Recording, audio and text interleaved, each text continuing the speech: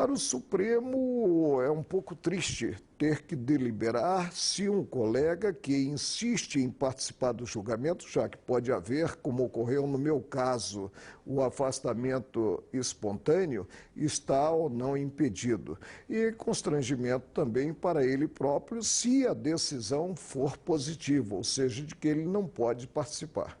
Ao ser informado sobre as declarações do colega Marco Aurélio Mello, o ministro Dias Toffoli não quis fazer nenhum comentário. O procurador-geral da República, Roberto Gurgel, tem a prerrogativa de pedir o impedimento de algum ministro antes do julgamento. Hoje, os repórteres perguntaram qual seria a posição dele a respeito do ministro Toffoli.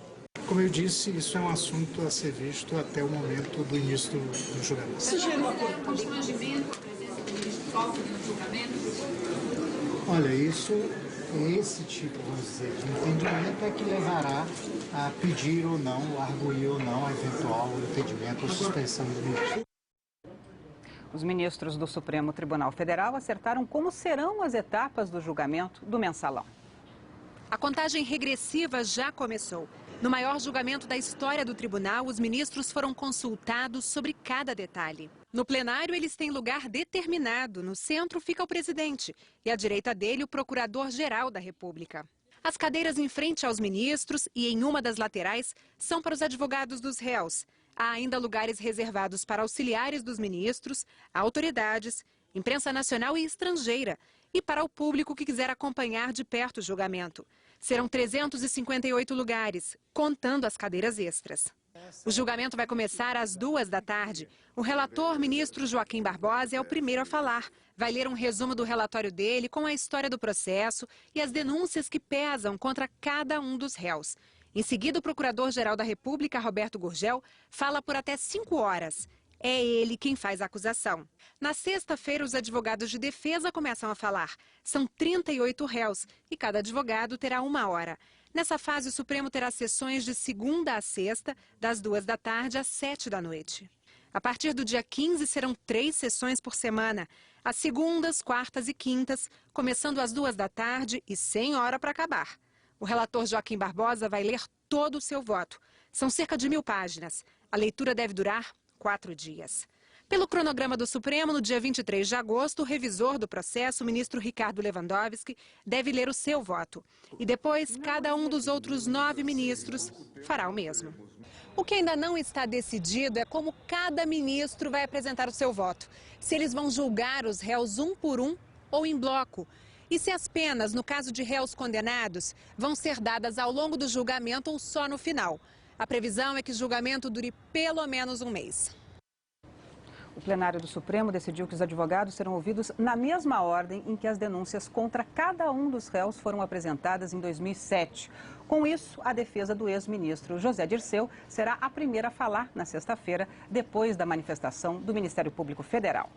E cabe aqui uma correção. O Jornal Nacional incluiu ontem o peculato entre os crimes de que o ex-ministro José Dirceu é acusado no processo do mensalão. Na verdade, Dirceu é acusado de corrupção ativa e de formação de quadrilha.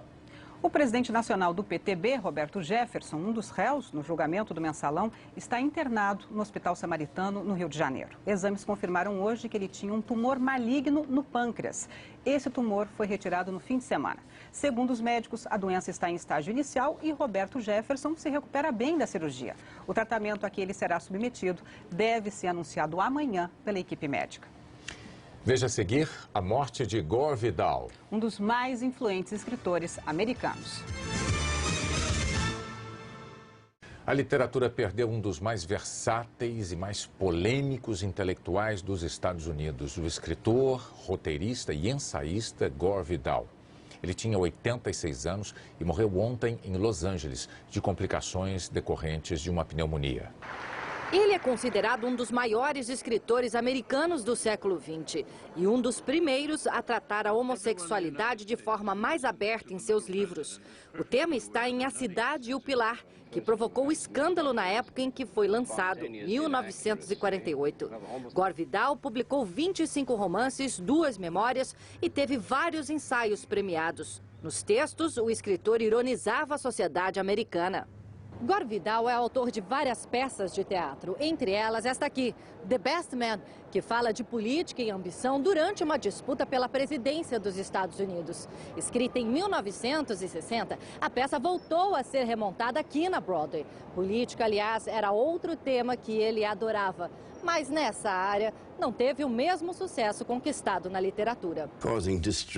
Ele chegou a concorrer 2 vezes a uma vaga no Congresso, mas nunca foi eleito. Crítico ferrenho da política externa americana, se posicionou contra as guerras do Vietnã e do Iraque. Foi alvo da fúria de muita gente ao declarar, após os ataques de 11 de setembro de 2001, que George Bush teria sido cúmplice dos terroristas. Há 4 anos, Gore Vidal disse numa entrevista que não se arrependia de nada na vida.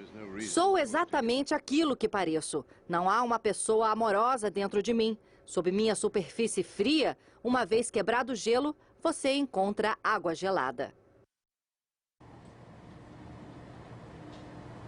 O Jornal Nacional termina aqui. Logo mais, depois de Avenida Brasil, tem futebol da Copa Sul-Americana aqui na Globo. E as notícias do Jornal da Globo depois de Gabriela. Uma boa noite para você. Boa noite, até amanhã.